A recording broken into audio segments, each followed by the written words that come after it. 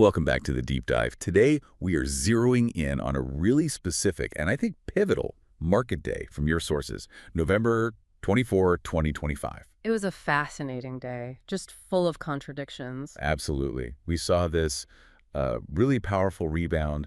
The market just snapped these losing streaks, and it felt like this dramatic shift toward, well, optimism. It did. So our mission today is to get past the headlines. We need to really understand the key movements, across stocks, bonds, and currencies for that one day. And grasp the why behind it all. That's the crucial part. Exactly. We have to unpack this strange tension between explosive tech growth on one hand and this real consumer caution on the other. It all comes down to liquidity and what the market thinks interest rates are going to do. Right. It was all about figuring out which forces were winning. You had this massive tech-led rally. I mean, the NASDAQ had its biggest day in 6 months. It's huge. But at the same time, bonds were rallying, which pushed yields down, and the fear gauge, the VIX, it just collapsed. So if you're listening, the key insight here is figuring out how the market could look at a struggling shopper but decide that, future AI profits and global money were just more important. That's the puzzle we need to piece together. All right, let's start with the stock indices then, because the speed of that rally was just potent. It was immediate. The NASDAQ composite, it was up a staggering 2.7%. Its biggest gain in 6 months, like I said. And the S&P 500 rose a strong 1.6%. Even the Dow managed to climb, 0.4%? Yeah, around 200 points. That speed tells you it's a fundamental shift in risk appetite, almost overnight. So what was the driver?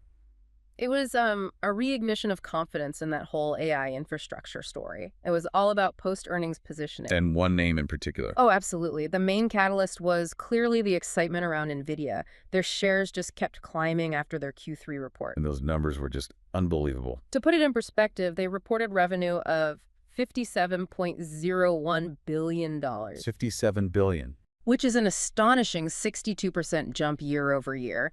And their earnings per share, $1.30, both just shattered the estimates. So all those fears about an AI bubble. Well, this performance really quieted them down. It suggested that enterprise demand for chips isn't slowing. If anything, it's accelerating. Okay, so if you only looked at the tech sector, you'd think the economy was just booming. Right. But, and this is where it gets so interesting, your sources point to this massive countersignal, a real disconnect. Let's talk about Target. Exactly. Target, a classic bellwether for the average American consumer. They extended their losses that day. And the report was grim. Comparable sales declined 2.7%. And here's the kicker. That was their 12th straight quarter of declining sales. 12 quarters. And on top of that, they had to slash their full-year guidance. They just don't see strong holiday demand coming. So that is the tension of November 24th laid bare. You've got NVIDIA signaling this massive global demand for infrastructure. A story about future profits, measured in years. And on the other side, Target shows us that the consumer at home is just exhausted, battered by high prices, pulling back on spending. So the big question is, why did the market just shrug that off? Yeah. If the customer is struggling that badly, doesn't that weakness eventually pull everything else down? Even the tech giants. Not right away, and this is where the source of the money is so important. NVIDIA's revenue is global, right? It's from data centers, cloud providers, international clients. So it's not really tied to someone in the U.S. deciding whether to buy a new sweater at Target. Exactly. The market was basically betting that future corporate profits, driven by AI and supported by cheaper future funding, are enough to carry the economy. For that one day at least, global optimism was a more powerful force than domestic weakness. Okay, that brings us to the bond market, because that feels like the engine room for the whole rally. It really was. Treasury yields moved lower on the 24th. Now, usually lower yields mean worries about growth or that rate cuts are a sure thing. Yeah. So if stocks were surging on optimism, why were yields dipping? Is that the old bad news is good news story? That's precisely the nuance. Yeah. The yields dipped because the market was aggressively, and I mean aggressively, pricing in future rate cuts. The 10-year Treasury yield, it dipped to about 4.03%. Which doesn't sound like a huge drop. It's not a huge drop in absolute terms, no, but its significance is in breaching those psychological levels. Getting near that 4% mark is a big deal. Why is that 4% mark so important? Well, think about it. The 10-year yield is the benchmark for everything from mortgages to corporate credit. This drop was completely driven by bets on the Fed cutting rates. And that was fueled by what? Softer inflation signal? A softer inflation signals and some recent, pretty dovish comments from Fed officials, traders started seeing over 60% odds for a rate cut in December. So when the market expects cuts, long-term bonds look more attractive. Price goes up, yield goes down. That's it, exactly. And now you have to connect that drop in the cost of future money back to the tech sector. Because it changes the whole valuation game. Overnight. Tech stocks like NVIDIA, their value is based on cash flows they're expected to generate years from now. When yields fall, the discount rate you use to value those future earnings also falls. Which makes those future profits worth more today. Instantly. It mechanically inflates their present value. And that's how a small dip in the 10-year yield can fuel a massive 2.7% surge in the NASDAQ. It's like a capital injection for growth stocks. And it fits the pattern for 2025, right? Recovering from that big tariff shock spike we saw back in April. Yes, the market seems utterly convinced the rate hike cycle is over. Done. Okay, so if confidence is back, Yeah. we should see that reflected in the fear gauge, the VIX. It's the CBOE volatility index, yeah. What did it do? How sharp was that shift away from fear? It was dramatic. A total change in posture. The VIX plunged by about 11.7% in a single day. Wow. It closed down at 20.7 day. And, a VIX over 25 suggests real concern. Dipping toward 20 signals a lot more comfort. So when it drops that fast, Yeah. what does that mean traders are doing? It means they're rapidly selling their portfolio insurance, their put options. They're getting comfortable taking on more risk, more leverage again. We saw that confirmed in the trading volumes for tech call options, people betting on more gains. And this easing of risk here in the U.S., it must have had ripples around the world. Let's talk currencies. We saw the dollar get weaker. Yep, the dollar index fell to 100.14. So what does a weaker dollar tell us about the global financial ecosystem on a day like this? It's a direct consequence of those bets on the Fed cutting rates. Of course. If U.S. rates are expected to fall, the return you get just for holding dollars goes down. So it fuels what's called the risk-on carry trade.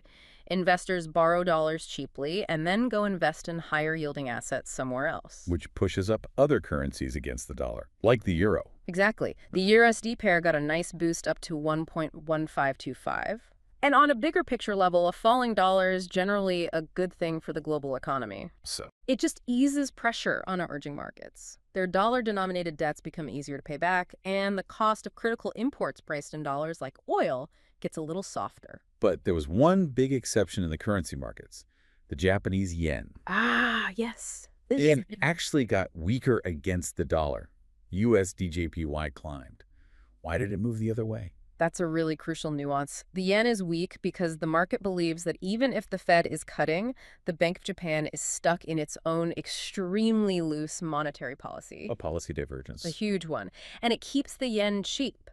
The big worry for global investors is that if the BOJ waits too long to hike rates, the yen becomes this sort of global funding currency for speculation. And that can get really unstable if those trades unwind quickly. So that one currency pair introduces a unique risk. Okay, let's bring this home. What does this all mean for you, the listener? We have lower volatility, lower yields, and renewed confidence in tech. What does that do for global liquidity? Declining yields are a powerful enhancer of global liquidity. I mean, it just means money is cheaper to borrow everywhere. That encourages investment, capital spending, all of it. And the plumbing of the system was holding up. The plumbing was looking great. Your sources showed Treasury liquidity metrics were strong with bid-ask spreads normalizing. Okay, break that down for us. Bid-ask spreads. Sure. The bid-ask spread is just the tiny difference between the highest price a buyer will pay and the lowest price a seller will accept.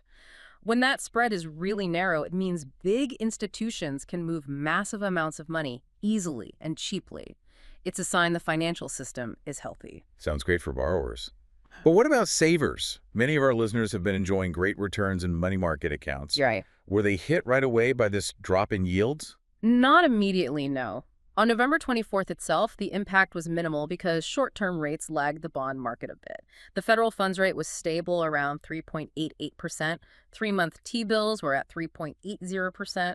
So for the moment, cash was still attractive. But there's a but coming. There's a but. This is a clear warning light. The same forces that are helping borrowers are going to start hurting savers. Those yield dips will gradually compress the APYs on money market accounts. By how much? Over time, you can expect to see those APYs fall by maybe 5 to 10 basis points, or even more.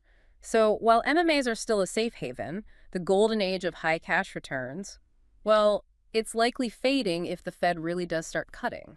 So to bring this all together, November 24, 2025 was really defined by this selective, almost paradoxical strength. That's a good way to put it. You had NVIDIA's explosive growth driving this massive equity rally, giving tech permission to fly. And at the same time, you had the bond market just decisively pricing in that the Fed was going to step in and start easing policy. It was a day where optimism about cheap money and future tech just completely dominated the caution we're seeing right now. Absolutely. The signals all point toward recovery, but that strength is so concentrated in a few mega-cap tech names.